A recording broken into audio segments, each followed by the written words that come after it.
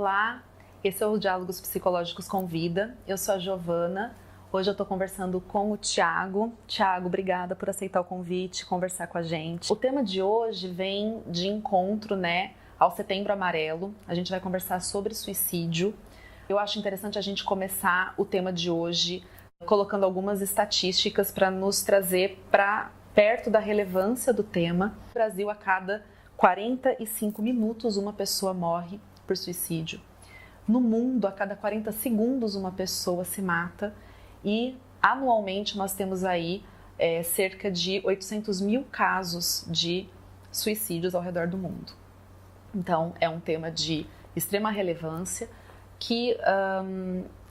uma ideia, que eu acho que a gente tem que trazer para o vídeo de hoje, que eu conversei antes um pouquinho com o Thiago, Thiago, sobre a questão dos mitos que estão envolvidos, na questão do comportamento suicida. Só para a gente também esclarecer, o Setembro Amarelo é uma iniciativa da Associação Brasileira de Psiquiatria junto com o Conselho Federal de Medicina, que acontece desde 2014 e tem o intuito de conscientizar as pessoas para os fatores de risco do suicídio e para formas de prevenção, tratamento de doenças mentais, trazer visibilidade para o tema. Thiago, vamos lá então? A gente podia começar falando sobre alguns dos mitos, que envolvem essa temática. E eu acho que o primeiro mito que é interessante da gente colocar, que é o que eu mais escuto, a cartilha do Conselho Federal de Medicina traz isso como um mito, é a questão do que a gente escuta demais, as pessoas falando que a pessoa que quer se matar, se mata mesmo, ou que a pessoa que faz alguma coisa para chamar atenção, alguma coisa para trazer atenção para si, que na verdade, se ela quer se matar, ela se mata, se não, ela só quer chamar atenção. Fala um pouquinho sobre isso, acho que é um bom início. Sim, eu acho que você trouxe dois mitos, que sempre vem, essa questão de quem avisa não faz, ou se não, que sempre vai fazer. Acho que quem faz a tentativa de suicídio, ou pensa no suicídio, sempre tem uma ambivalência, entre o fazer e o não fazer, e a possibilidade de mudar de opinião. Então, se a gente aborda esse tema, nós temos a possibilidade de modificar essa balança da decisão para o lado da prevenção. Então, não é verdade que as pessoas que fazem não avisam.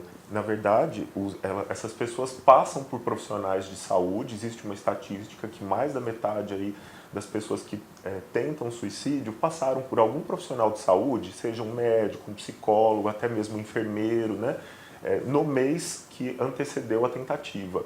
Então é muito importante a gente valorizar, escutar quando o paciente traz algum pensamento de morte ou ideação suicida e até mesmo questionar ativamente. E, inclusive, porque falando sobre isso a gente consegue prevenir. E aí é o outro mito que você comentou. Quem vai fazer de qualquer jeito, é inevitável? Não, não é inevitável. Inclusive, algumas condições vão poder ser tratadas, ser endereçadas para o profissional e a prevenção ser possível.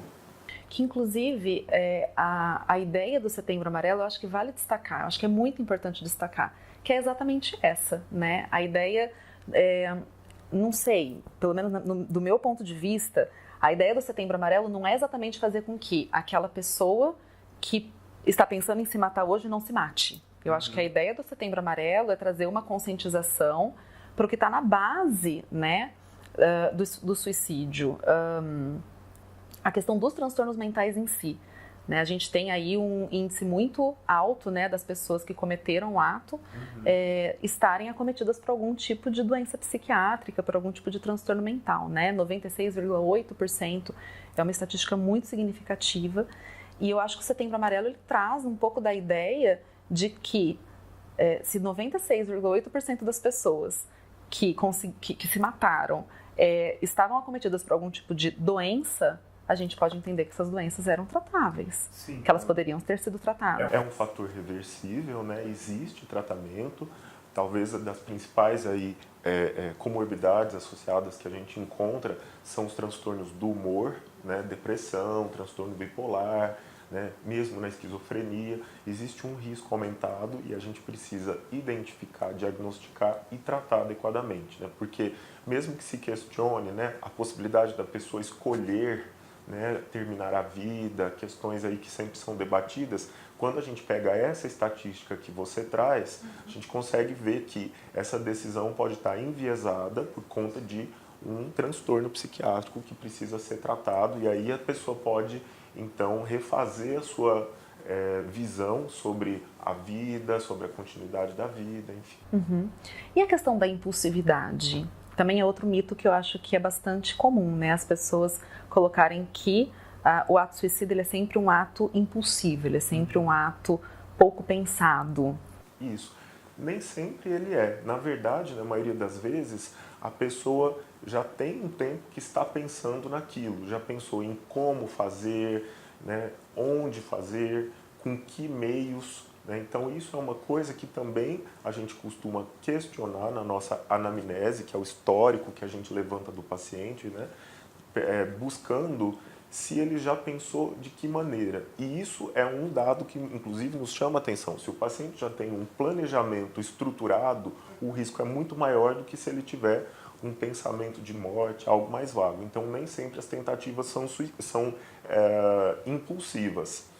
Existem alguns transtornos que têm como característica clínica aí a impulsividade, né? Como, por exemplo, o transtorno de personalidade borderline.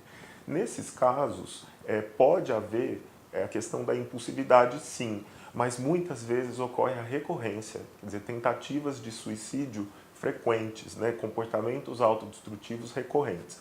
Aí, nesse caso, existe alguma previsibilidade, então esse transtorno tem que ser tratado também para minimizar o risco, porque a gente sabe que tentativas de suicídio prévias constituem o principal fator de risco para novas tentativas. Uhum, que inclusive acho que a gente pode emendar porque é outro mito também, Sim. né? A questão, o mito de que se a pessoa ao se engajar num ato suicida, ela não concretizou, então ela não vai tentar de novo. Com certeza. Inclusive, no momento imediato após a tentativa do suicídio, é um momento de muito cuidado, que a gente orienta para os familiares a questão do suporte, né? Que o paciente tem que estar acompanhado de seus familiares por 24 horas. Né? Quando se inicia um antidepressivo, também existe um risco aumentado, principalmente em crianças e adolescentes, mas pode haver, porque o antidepressivo ele melhora primeiro a questão da energia para depois melhorar o pensamento, né, de conteúdo depressivo. Portanto, às vezes a pessoa nesse momento ganha a energia suficiente para fazer a tentativa, né, enquanto ela ainda não melhorou do humor. Então é um momento de risco. Nós orientamos sempre o suporte, quer dizer, o paciente está junto com a família, não ficar desacompanhado, mesmo que ele verbalize muitas vezes que não está pensando nisso, porque isso pode ser ali, né, seja na internação ou logo depois, para tranquilizar e despistar, que a família se tranquilize, e aí acontecer uma nova tentativa. E isso é muito importante, né? Como o sinal de melhora, na verdade, o que é interpretado como sinal de melhora, pode, na verdade, significar um grande fator de risco, né? A gente escuta muito, né, que, nossa, mas nunca deu nenhum sinal, eu nunca percebi nada. Será que a gente consegue falar um pouquinho disso, de como essa comunicação, ela se dá de uma maneira velada, né? E que sinais que podem ser identificados Sei que não tem uma receita de bolo para isso, mas assim, o entorno, né, o todo que a gente precisaria prestar atenção na pessoa.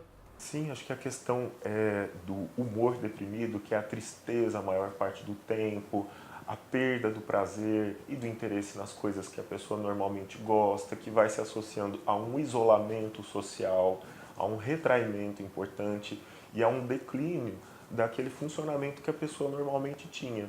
Um desinteresse em relação ao trabalho, aos amigos, né? Tudo isso vai indicando um humor deprimido. Em crianças e adolescentes, isso às vezes é mais difícil ainda de ver, porque a criança e o adolescente não verbalizam de uma maneira tão clara. Elas podem expressar por meio de uma queda no rendimento escolar, né, de um desinteresse pelas atividades lúdicas, de brincadeiras, ou mesmo em alguma regressão para uma etapa do desenvolvimento anterior. Né? Então, até o comportamento mais agressivo também, né? Agressividade. Nos adolescentes, né? Comportamentos autodestrutivos, uso de substância, automutilação. Então isso também tem que ser uma coisa sempre conversada e os pais sempre têm que estar por perto para verificar se não existe algum tipo de comportamento dessa natureza. Uhum. A questão que você colocou do livre-arbítrio, né? Das pessoas verem como uma escolha o morrer, né? Uhum. Então, se ela decidiu, ela é uma decisão individual. Acho que a importância da gente realmente destacar que essa decisão não é individual, né? Ela é uma decisão, como você falou, profundamente enviesada, né? Enviesada por um estado, geralmente de humor, né? E que faz a pessoa enxergar o entorno dela de um jeito completamente diferente. E acho que isso vale tanto para a questão do suicídio como para os transtornos depressivos de uma maneira geral. Muitas vezes existe um subdiagnóstico, porque nós temos uma tendência a entender, né, que quando uma pessoa está numa situação de vida difícil, por exemplo, passa por uma perda muito grande ou está doente, né, com uma doença grave, as pessoas dizem assim, também qualquer um nessa situação estaria triste. Mas, claro, uma coisa é a tristeza normal, uma coisa é o luto, né, que é uma etapa passageira, né, que tem que ser, inclusive, vivenciada, e outra coisa é a depressão, e são os pensamentos de morte e ideação suicida.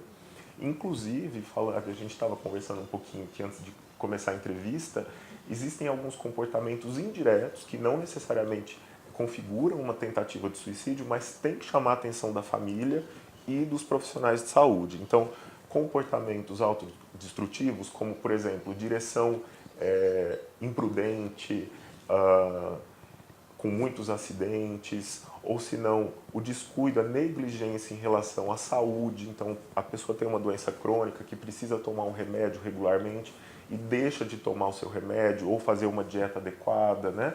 Ou mesmo o uso de substâncias, né? A acentuação do uso, a mudança de um padrão para um uso de substâncias um pouco mais intenso. Isso pode indicar uma negligência em relação à vida, que a gente não vê como uma tentativa direta de suicídio, mas acaba sendo de alguma maneira, né? E então isso tem que ser avaliado também, né? Se os familiares observam isso de alguma maneira tem que ser conversado, né? E às vezes nem a pessoa tem uma noção clara de que isso é um comportamento suicida, né? Mas que precisa inclusive receber uma atenção. E esse ponto que você coloca do não ter claro, né, da clareza que você tem a respeito dos comportamentos, né, emitidos pela pessoa que está em sofrimento. Acho que esse é um ponto também, assim, pensando que a gente tem pessoas leigas que assistem, a gente não tem só profissionais da área de saúde, né, da área de saúde mental especificamente. Então, eu acho que esse é um ponto tão delicado também, porque a gente sabe que, principalmente, você citou os borderlines, por exemplo, né? Que são comportamentos mais recorrentes, um pouco mais floridos, muitas vezes, né? Quando comparados com um transtorno de humor como uma depressão, por exemplo. E a família, eu tenho a sensação de que a família, pelo menos eu sinto isso em consultório, a família se cansa, a família passa a desvalorizar o sintoma, ela passa a desacreditar no discurso mesmo, né, do paciente. Ela começa a se cansar, ela começa a entender. Fora se cansar, eu acho que também tem o ponto da família, às vezes a família, amigos, entenderem que a pessoa não é capaz daquilo, que ela jamais será capaz daquilo. Então, ele não é capaz de se matar. Ele fala, mas ele jamais faria isso, né? Então, como é delicada essa questão também da identificação desses padrões, né, pela família e também a família que se cansa. A família que se cansa do padrão de comportamento, esse padrão de comportamento autodestrutivo. Eu tô aqui para te ajudar também e nada funciona, você também não se ama, né? Você não se ajuda, a eterna, né, colocação no indivíduo daquilo, da possibilidade dele se retirar daquela situação, como se bastasse ter motivação, como se bastasse ter força de vontade. Eu acho que isso também atua de uma maneira muito desfavorável, né, ao nosso tema, ao que a gente está conversando hoje. Isso aí vai de encontro também à temática do Setembro Amarelo, que é a questão do estigma, né, que muitas vezes acompanham a pessoa que sofre de um transtorno mental. Né? Então, falas depreciativas como isso é frescura, isso é falta de vontade, ou isso é só para chamar atenção, é falta de Deus ou de uma religião, também não ajudam a pessoa a sair disso. Entra num campo aí de condenação, de culpa, né? E que não favorece a pessoa a se desenvolver, né? Nesse sentido. Então, eu acho que vale a pena a gente não ir por essas falas, por esses caminhos, e entender que a pessoa está precisando de ajuda, né? Que mesmo que sejam tentativas frustras, recorrentes, né? A pessoa sofre psicologicamente e precisa de auxílio. E o familiar também, né? Como você falou, nessas situações recorrentes, né, o familiar muitas vezes também precisa ser acolhido em algum serviço ou em algum tipo de atendimento, até para poder manejar as próprias angústias em relação a isso e o que fazer com esse familiar. E a gente tem que entender todo esse padrão de comportamento como uma forma de comunicação também, né? O sintoma comunica alguma coisa que de outra forma não está podendo ser comunicada. E eu não sei, a visão que eu tenho, que eu gosto muito de compartilhar e enfim, eu acho que o Setembro Amarelo também vem trazer um pouco deste olhar, né? É de que a pessoa que pensa no suicídio, ela não está querendo acabar com a vida, né? Ela quer acabar com a situação, ela quer acabar com aquele sentimento, ela quer acabar com o sofrimento. Então eu costumo dizer assim, que é uma estratégia de resolução de problema. Digamos assim, que não é a estratégia de resolução de problema mais adaptativa. Sim. Mas ela se faz efetiva na medida em que, de fato, né, extingue um sofrimento, mas as pessoas que sobrevivem à tentativa de suicídio, grande parte delas, os estudos mostram, que relatam que a intenção não era morrer, né? A intenção era parar de sofrer. Então, vindo também no mito que a gente conversou, né, sobre a questão de necessariamente estar querendo, que quer morrer, de não existir ambivalência. A ambivalência, ela existe. É que o querer morrer, na verdade, é muito mais um querer matar um sentimento, matar uma situação de sofrimento, do que matar, enfim, a si, a vida em si, né? E para finalizar, eu vou um pouco também agora no gancho do que você estava falando, da comunicação, né? Que a gente também falou um pouco disso antes, né? Do CVV, né?